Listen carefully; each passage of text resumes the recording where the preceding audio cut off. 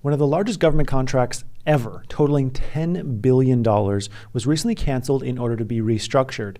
And I believe Palantir could gain in a huge way from this deal. So let's discuss this contract, the story behind it, the wild story behind it, and how this could potentially benefit me, you, Alex Karp, and every shareholder of Palantir. So let's go ahead and hop right in. This is the Department of Defense's JEDI Cloud program. Basically what this is, in 2017, the DoD said, we need a cloud computing provider to come in and connect all of our various systems so we can be a little bit smarter and be better at our warfare capabilities.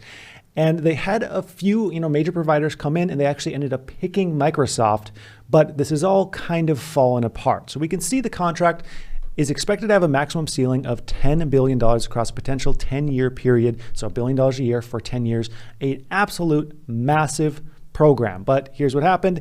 A recent press release showed that they have canceled this contract, even though they were technically aligned with Microsoft, because, quote, the department has determined that due to evolving requirements, increased cloud convergency, and industry advances, the JEDI Cloud contract no longer meets its needs. So they're saying that technology has changed, cloud computing has changed a little bit in that time, and they now need to change this contract, even though they were in line with Microsoft. And I think there's a little bit more to this because there was more drama to this story. So here's a little bit of a breakdown on what happened here. So Microsoft won this contract in 2019, and this caused a bunch of controversy with Amazon. Let me zoom in here a little bit. Because many experts thought Amazon was the clear winner here, that there was actually arguments that the contracts were written in such a way where Amazon was going to be the winner no matter what. And then it was given to Microsoft, which is a bit of a surprise. And then Amazon filed a lawsuit basically saying that President Trump did not like Jeff Bezos, Amazon CEO, and that's why they didn't win the contract. And this has been in court ever since. And the Department of Defense decided to cancel the contract due to, that quote of changing technologies and changing cloud computing and things like that. And this is what Microsoft had to say about it. The DoD faced a difficult choice: continue with what would be a years-long litigation battle or find another path forward. The security of the United States is more important than any single contract, and we know that Microsoft will do well when the nation does well. So the argument here is that the Department of Defense had two choices: either fight Amazon forever and potentially wait years to actually get this contract executed, or just make an entirely new contract, even though their goals haven't changed all that much. And don't worry, this is going to relate to Palantir. I just need context on this whole story. So hang with me here. So they are restructuring the contract, and they're going to piece it down a little bit. Instead of one massive provider for everything, they're going to piece it a little bit, but they still have the same needs, the same cloud computing needs.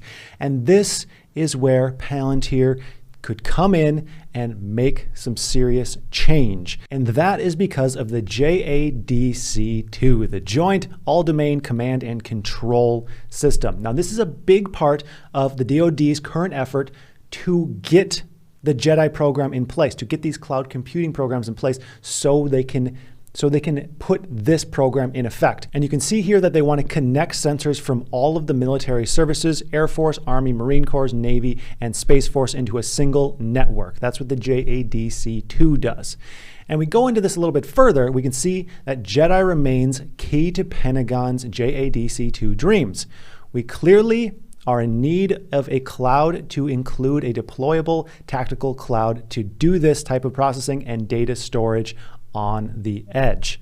Now, this is where Palantir comes in. So we already have some bidding and discussions in place for the JADC2. And again, the JADC2 wants to connect all the sensors that the military has, from satellites to boots on the ground to warships to airplanes, sonar, radar. They want a single source so they can take all of this information that they have coming in and have one system where they can process it all. First thing that comes to mind to me is, that sounds a lot like what Palantir already does, but we can see proposals selected for award on this contract. Already we have a bunch of companies, and there is good old Palantir here.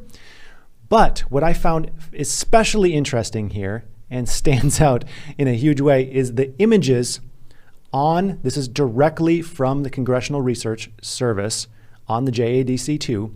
The images here, we can see they're putting together all these disparate data sources, land, air, sea, space, all these data sources. But if we go to Palantir's Q4 earnings presentation, I believe it is on page 24, this looks awfully similar to what the JADC2 is looking for, doesn't it? Developing end-to-end, sensor-to-shooter, and space-to-mud capabilities, enabling warfares with AI superiority, unlocking a large program of record opportunities across services.